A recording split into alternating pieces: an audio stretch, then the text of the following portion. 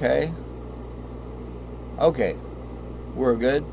We're looking at the G, and like I was saying, from the fret nut, I took the capo off. You can always do a pentatonic with that G,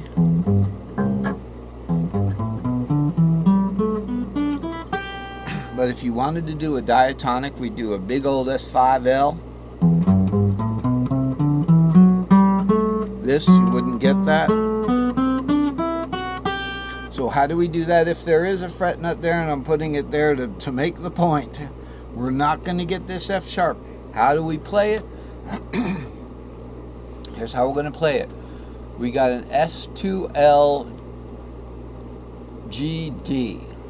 Okay, so we've got an S2L GD. Now, looking at this, this is 6/7 root, and then we've got, so we've really got a stack of 2 long, but this is not the usual S2L. It's an S2L GD. What does that mean? Well, you can look at it this way. Remember over here, we had our S3XL, and underneath that we had an S4L there. So looking at that S4L, here's our S3L. Here's our S3XL right here. Any old S3XL will do. And the S4L is here. If we're looking at the G, we want to be starting on the 6. There's our G. So we're going to be doing, sure, it's a stack of 2 long, but it's a GD.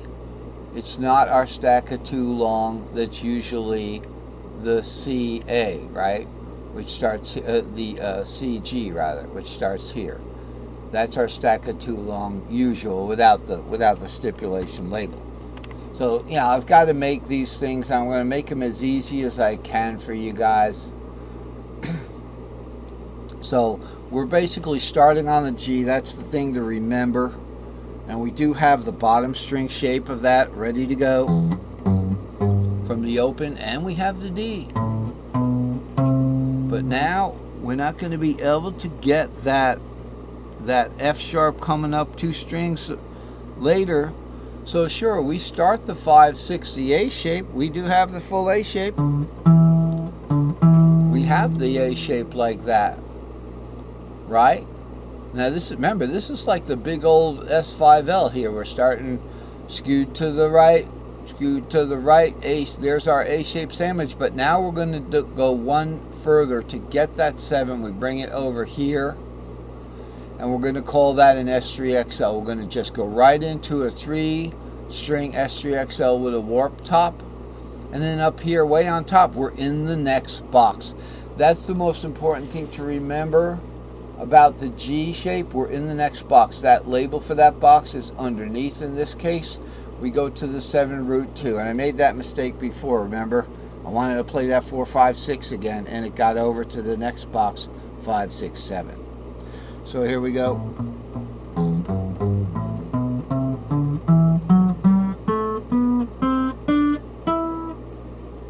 Now,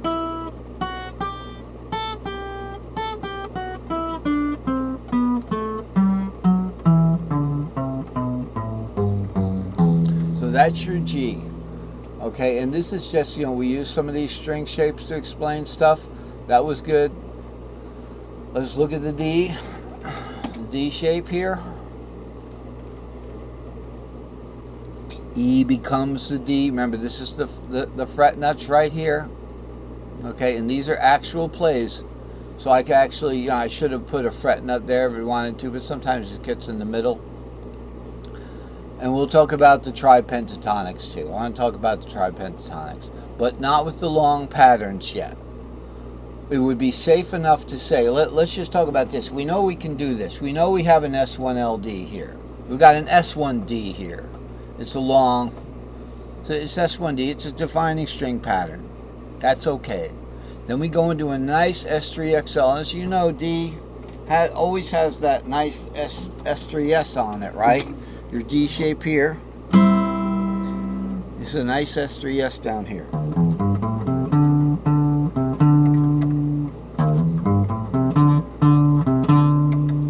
An S3L, an S2L.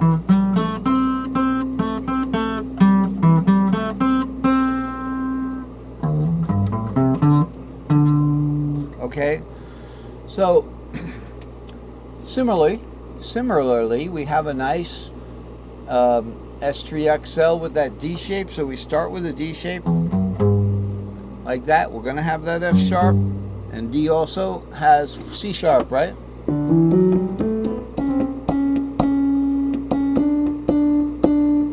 Okay, so where's that C sharp going to fall?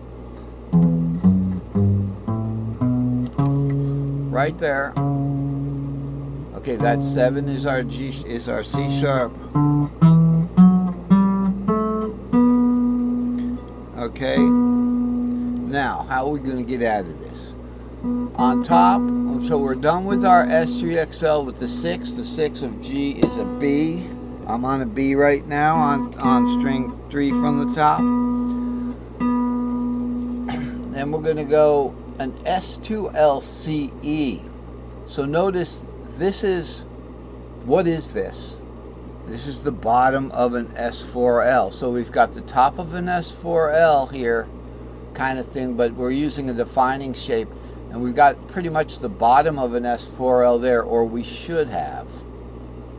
And remember, the S4L is the E shape, so it starts on a B. That's what we're going to play right there, but warp it up. So that D shape is going to have our D shape, then S3XL.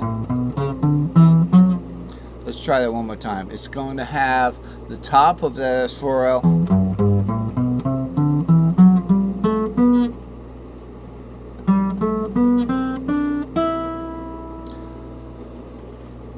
Something went wrong there. The 4th of D. Okay, let's do that one more time. We're only going to have one shape on the bottom. One shape on the bottom.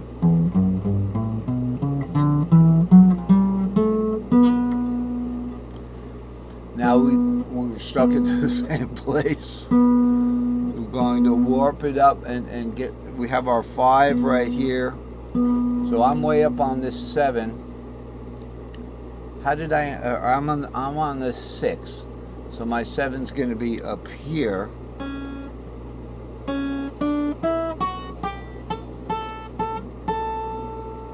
Is the 5th of D A? Yes.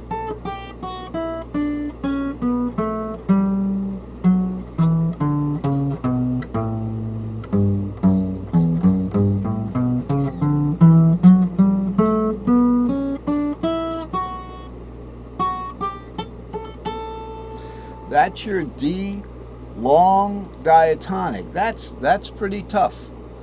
You know, I mean, if you wanted to do this thing, if you wanted to do it you know, if you were having a tough time, you could just do it in the C box. Okay, you could do it in the C box kind of thing, starting on that 2, just from here, from the E is the 2nd there, and then do a C shape. Now we're on 3 of D now.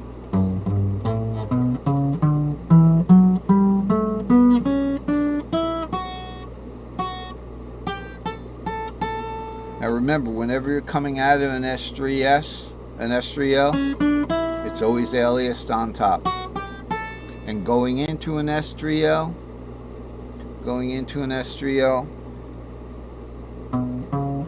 it's aliased on the bottom.